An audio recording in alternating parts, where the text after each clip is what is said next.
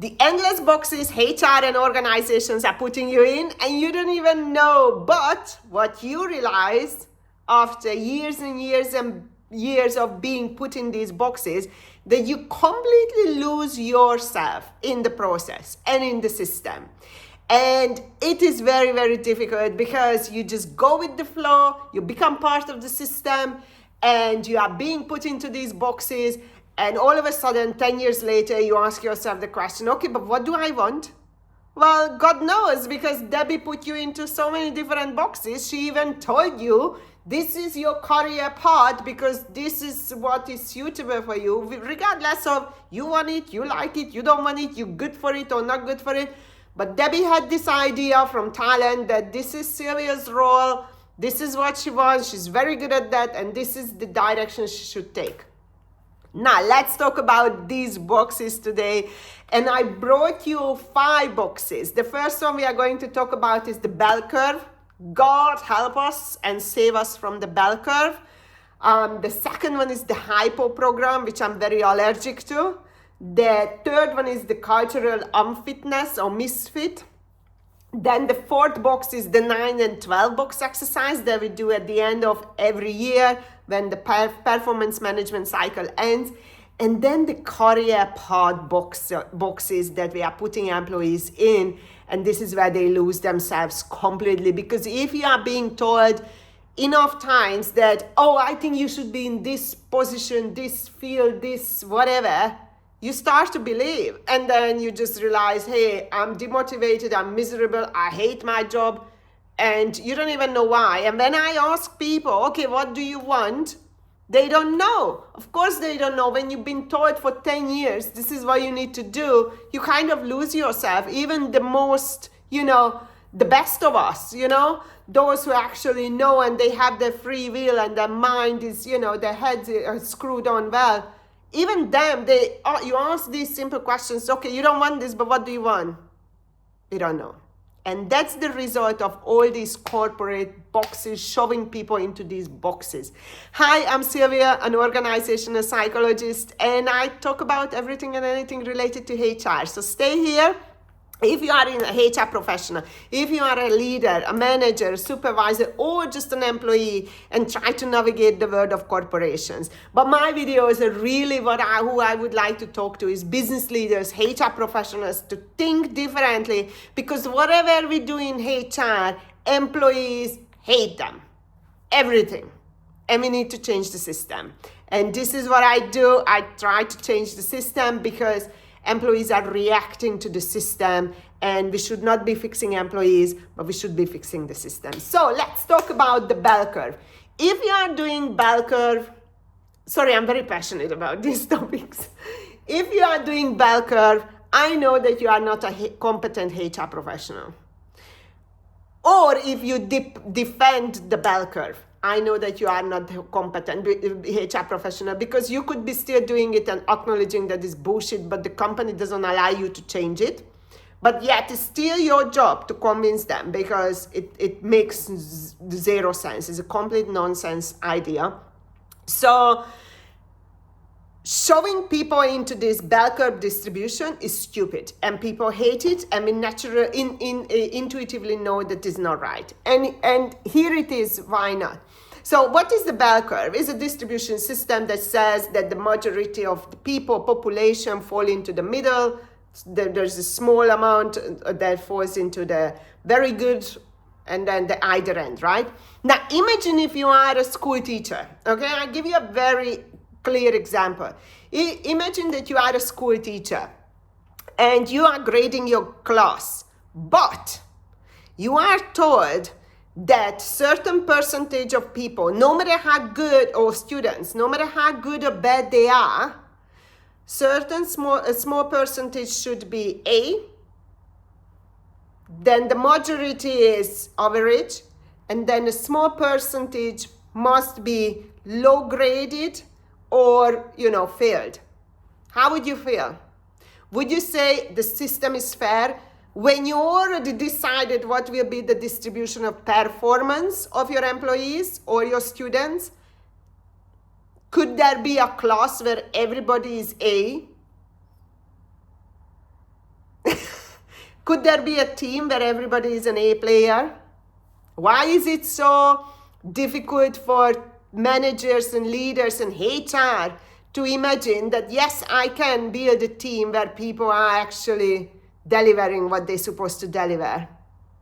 And I have seen many examples for that, where we got the performance data, it all reflected to, yes, everybody is in the top percentile, and we were told, no, you have to downgrade. So this is what it sounds like to an employee.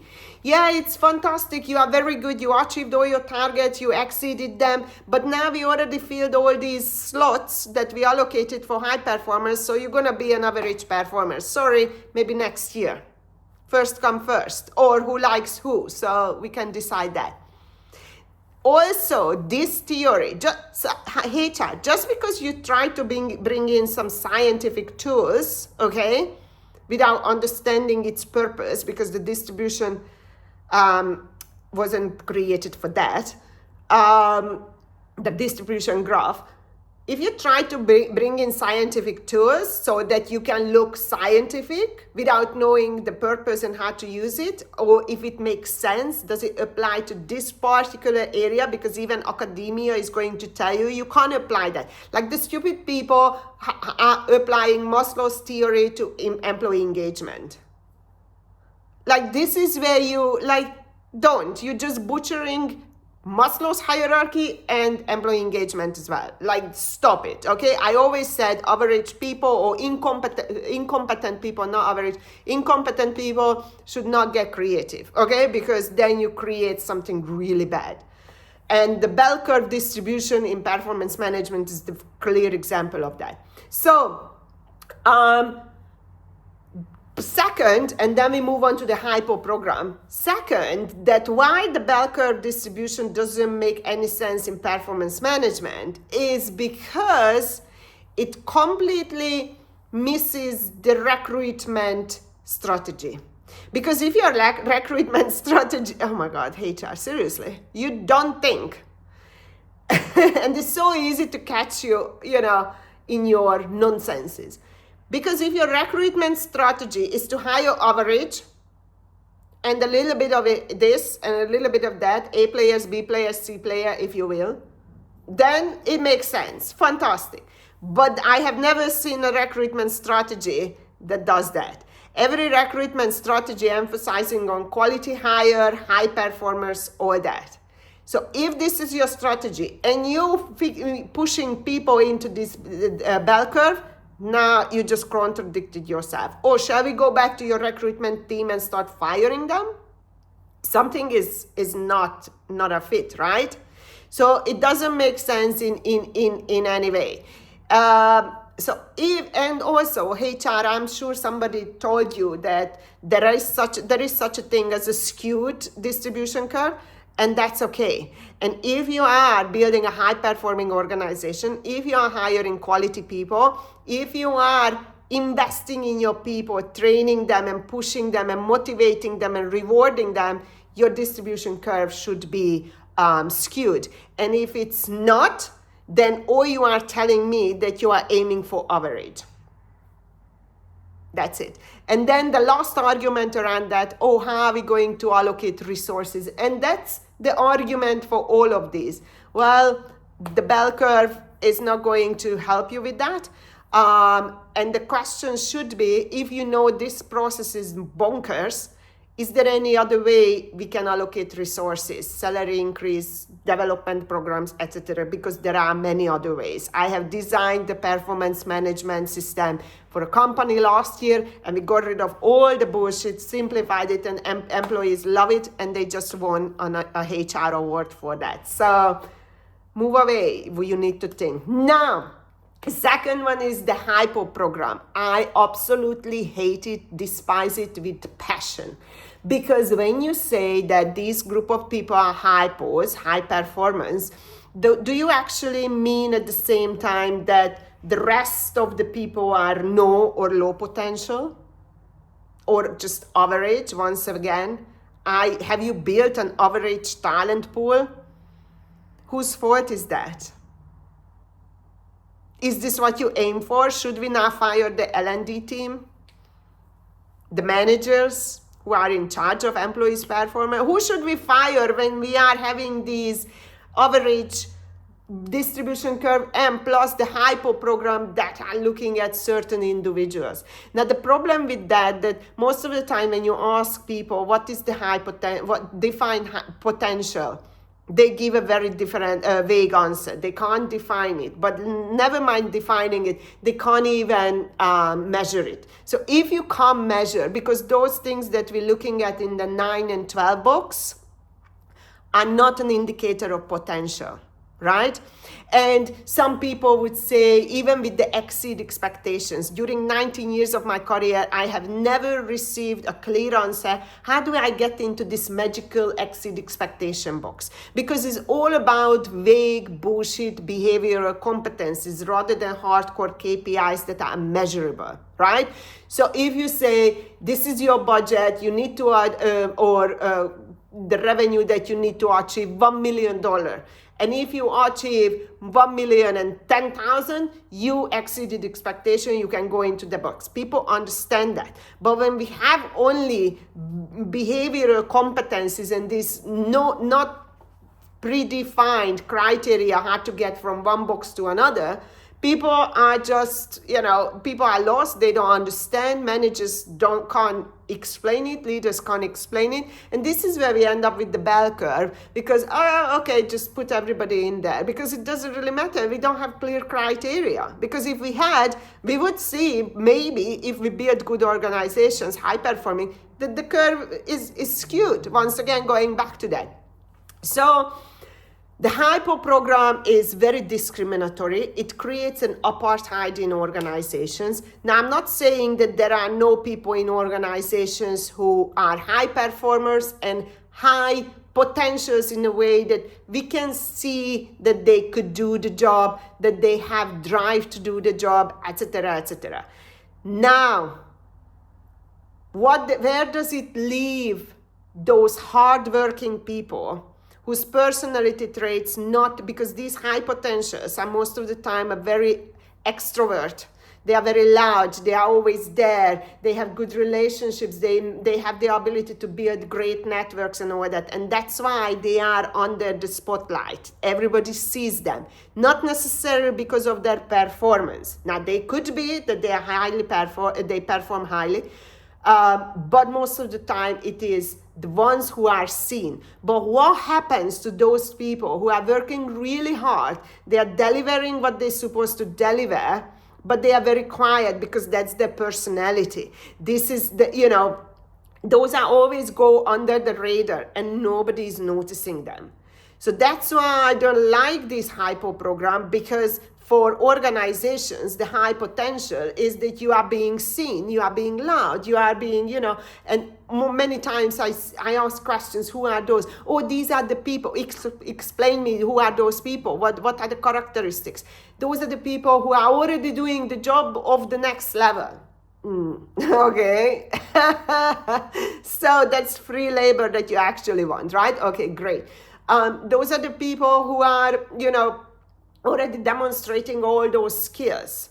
Okay, so you don't want the potential, you don't define it that shows the ability to future performance, but you actually want them to demonstrate the ability of future performance and do it already. While these guys, the hardworking, maybe introvert guys who are just, put their head down and work really hard, they might have the potential, but they haven't demonstrated it, and you are not doing your job to see it in them, because that's the definition of potential, right? If you go back to the dictionary, to show the ability for future performance or for the role, but that's your job.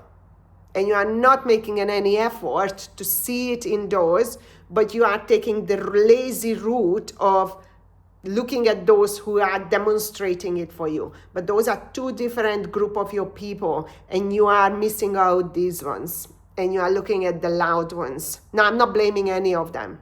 That's just how it is. So I absolutely hate the high potential. I would look at people development very differently, designing career path. but always look at the performance, going back to very clearly defined KPIs. And then having career conversations with people, because the quiet ones, nobody knows what they want. Nobody knows. Now let's go into the culture unfit or misfit. Now that's another box. So culture is behavior, right? So when we are talking about cultural fit, it's all about behavioral fit. But is this what we want? And when we are talking about, and that's why I'm asking, is this what we want? Because most of the time, the cultural fit or behavioral fit is that you go along with what's happening, whether it is good or bad. You go along. But then at the same time, companies want creativity, somebody to change things, somebody to, question, bring ideas, people to speak out, to problem solve, to all that. But the moment you start doing all of that, you all of a sudden not a culture fit, because you don't demonstrate the behaviors of getting along and going along. So we can't sing the two songs at the same time. I hate this cultural fit now, because it's the manager's preference. I know a senior HR person who was told that she's doing a fantastic job and the company will never be able to replace her, yet she will be fired because the company owner doesn't like her. So culture fit, the owner doesn't like her, she's doing a fantastic job for the organization, but the company owner says, yeah, she's not a good fit. Based on what? So this cultural fit, the behavioral fit, is extremely vague. It's based on people's opinion, and it's an absolute no-no. People will speak up if you allow them, and this is what companies want, people to speak up, right? That's why they implement all sorts of platforms to speak, but the moment they start doing that, they don't end very well. The fourth one is the 12 and 9 box exercise. Now, these are the boxes that make absolutely no sense. They are designed once again, for resource allocation, to know who we're going to promote, who we're going to hire, who we're going to fire, who we're going to, the transfer, salary increase, develop, blah, blah, blah, layoff. Unfortunately, these are all based on somebody's private opinion, because we know how performance reviews are biased and corrupt, and talent calibration doesn't really help, because if you put two shit together, that becomes one shit, okay? So two bad data doesn't equate good data. So these boxes, unfortunately, is so misguided, like all of these other processes, that basically it's just a process with no outcome, okay? So we don't need to put people into plus, which was always my problem with it, that we don't even tell people which boxes we are putting them in, and that pissed me off so much. Now, I understand the reason why we don't. However, this is my data. Can I have access to my data? What you are telling me or telling about me? And then all the excuses, right? Why we can't tell people. So I'm like, you put people into boxes and they don't even know where they are. How could they come out of that box?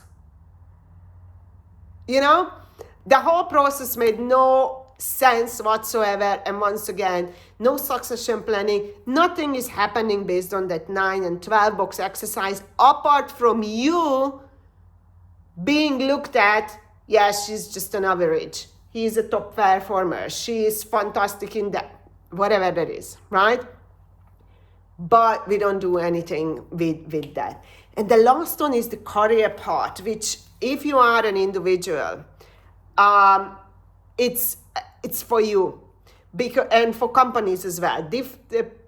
Redesign your career path, that it gives flexibility to employees, okay?